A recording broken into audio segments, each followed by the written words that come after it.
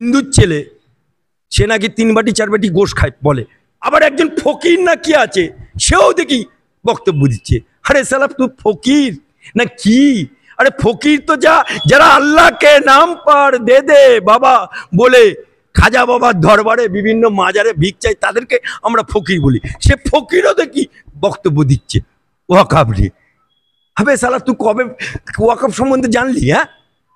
হ্যাঁ, কবে কলমা পড়লি? কবে লা ইলাহা ইল্লাল্লাহ মুহাম্মাদুর রাসূলুল্লাহ বললি? ফকিরও দেখি সেও মুসলমান। যে হ্যাঁ, আমি গরুর মাংস খাই, গরুর মাংস খুব আয়েশ করে খাই এবং খুব ভালোভাবে খাই।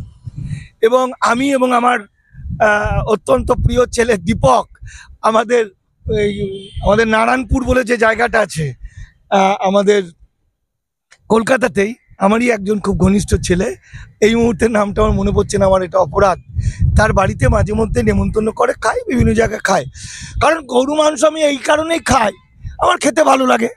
ভারতের গণতন্ত্র আমাকে এই অধিকারটা দিয়েছে, সংবিধান অধিকার দিয়েছে। আর দ্বিতীয়ত হলো আমি হচ্ছে খাঁটি হিন্দু। আমি কিন্তু গোবরখোর মুতখোর, আমি ওই কি বলে নরেন্দ্র মোদী অমিত শাহ হিন্দু না, আমি স্বামী বিবেকানন্দ হিন্দু। স্বামী বিবেকানন্দ গরু মাংস খেতেন, রামকৃষ্ণ মসজিদে নামাজ পড়তেন। এগুলো শুভেন্দু ফুবেন্দু বাদ দাও, কোথাকার কোন কুত্তা বিড়াল সম্পর্কে কথা বলছে, ওরা বাদ দাও।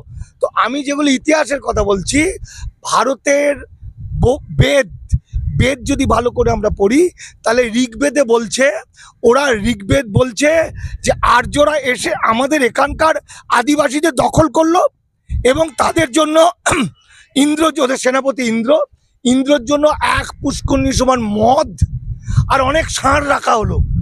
গরুর মাংস খাবে, খেয়ে আমার দেশের মূল নিবাসীদেরকে রেপ করবে, কাটবে ইত্যাদি।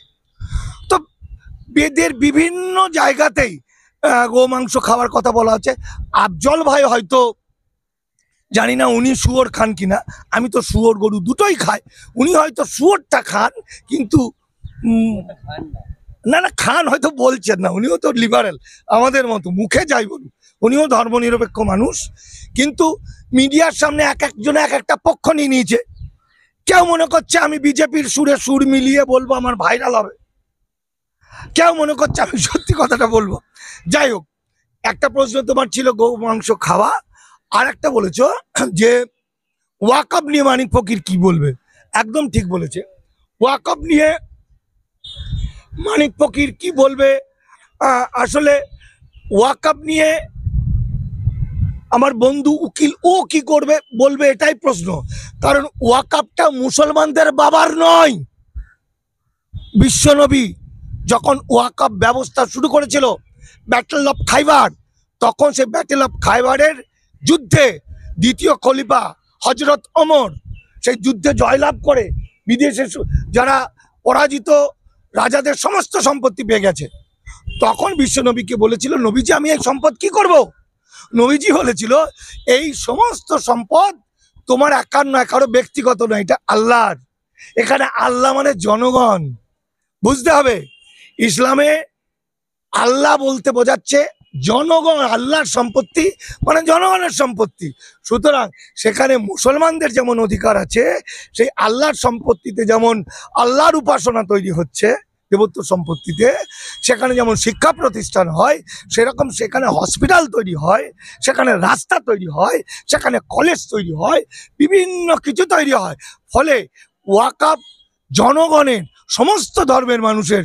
সুতরাং কে কোন ধর্মের সঙ্গে আইনের কোনো সম্পর্ক নেই।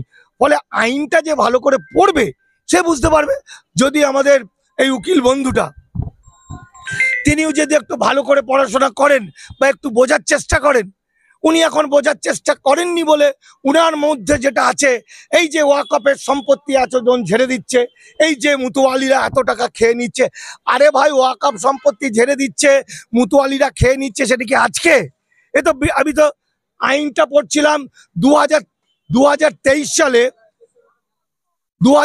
সালে ব্রিটিশ সরকারও একই কথা বলছে যে মুতুয়ালিরা নানা রকম ভাবে নষ্ট করে দিচ্ছে, খেয়ে নিচ্ছে।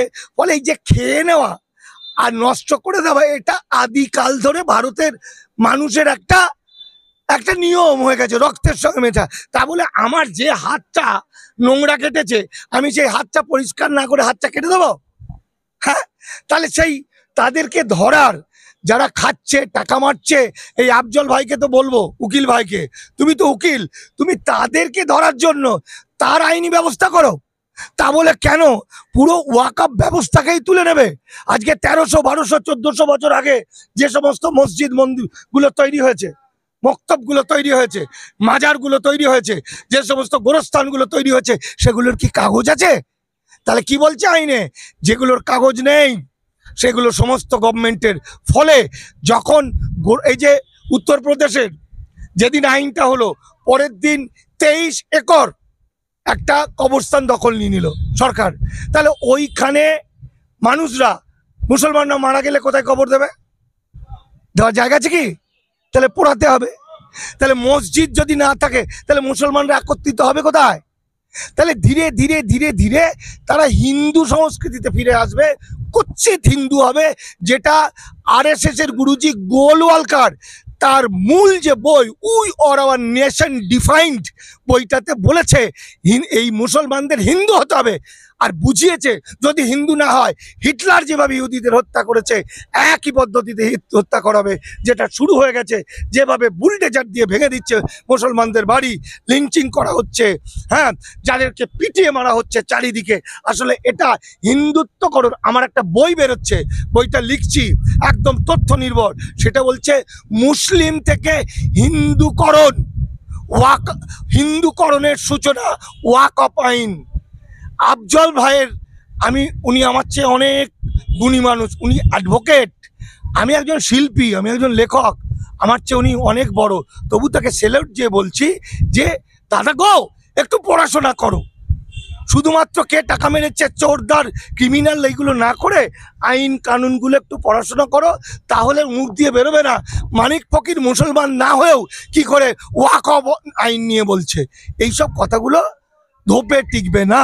তবুও বলবো আল্লাহ তার সুবুদ্ধি দিক, তিনি ভালো থাকুক, তার প্রচুর ভিডিও ভাইরাল হোক, তিনি যাই হোক।